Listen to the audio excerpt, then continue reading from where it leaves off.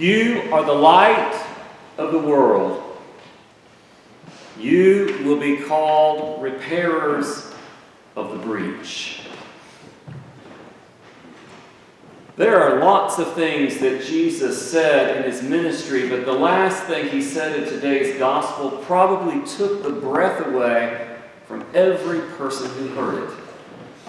Unless your righteousness exceeds that of the scribes and the Pharisees, you will never enter the kingdom of heaven. Now, the scribes and the Pharisees didn't have to work for a living. They spent all day, every day, working to fulfill every stroke of the law. So the common working people who heard Jesus, I'm sure, gasped and wondered, what hope is there for us? But what Jesus was pointing to was not the details of the law, but the core, the essence of the law. What the prophet today talked about in saying, you are called to be repairers of the breach. Now, I don't know how many of you know the story of Nag's Head and Jockey's Ridge, but it's a fascinating one in North Carolina. Jockey's Ridge, a huge sand dune, right on the graveyard of the Atlantic. And in early days, ship captains had a tenuous task to get around the Outer Banks of North Carolina. If you got too close to land, you'd hit a sandbar and wreck your ship. If you got too far out, you'd get caught in all sorts of dangerous currents, which could be catastrophic for your ship as well.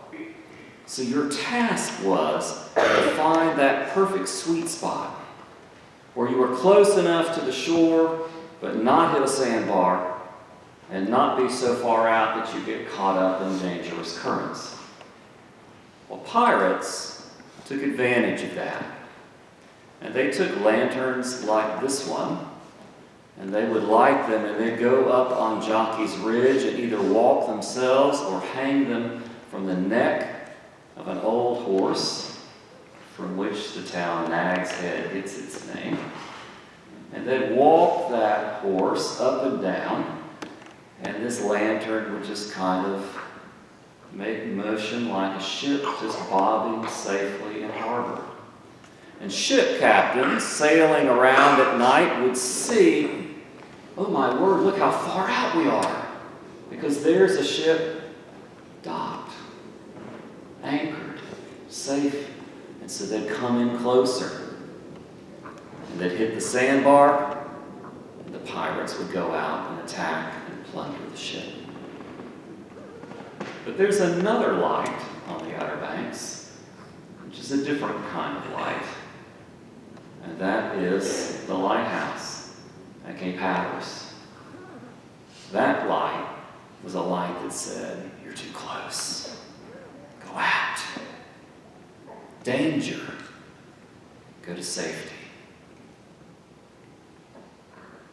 Don't you think it's a wonderful serendipity that today, in our first reading, we have a prophet that says, you will be blessed when you take the homeless poor into your house and feed them.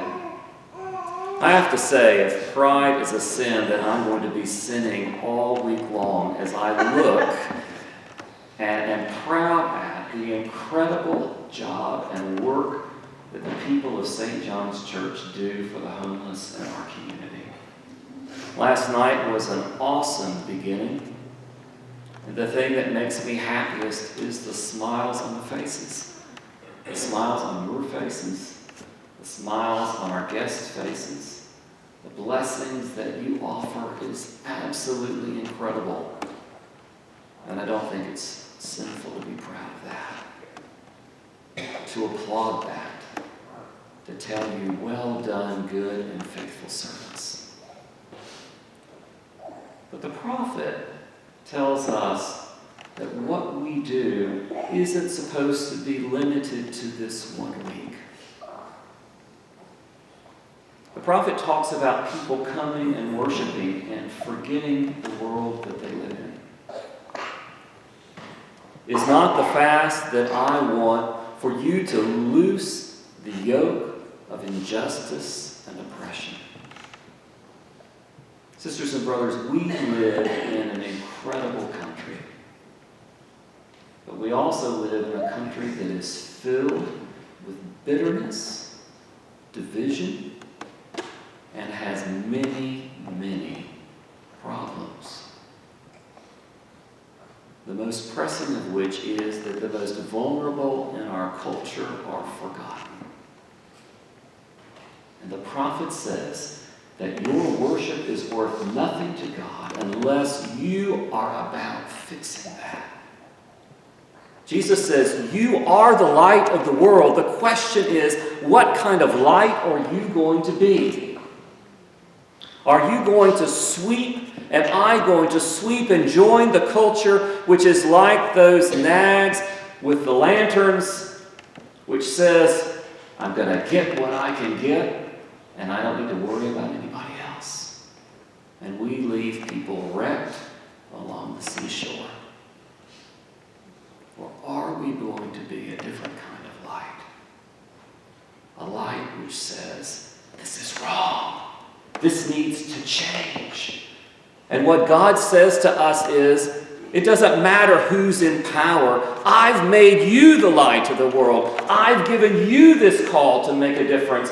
I've asked you to change, to speak out, to protest, to change, to vote, to do whatever it takes to make sure that your culture, your world looks like my kingdom, where no one suffers, where the least are not forgotten.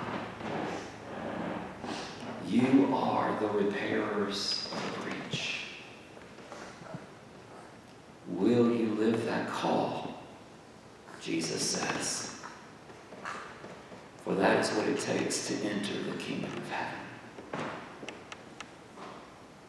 We are the light. That is who we are.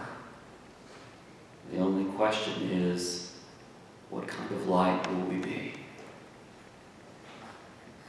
Are we the light on Jockey's Ridge,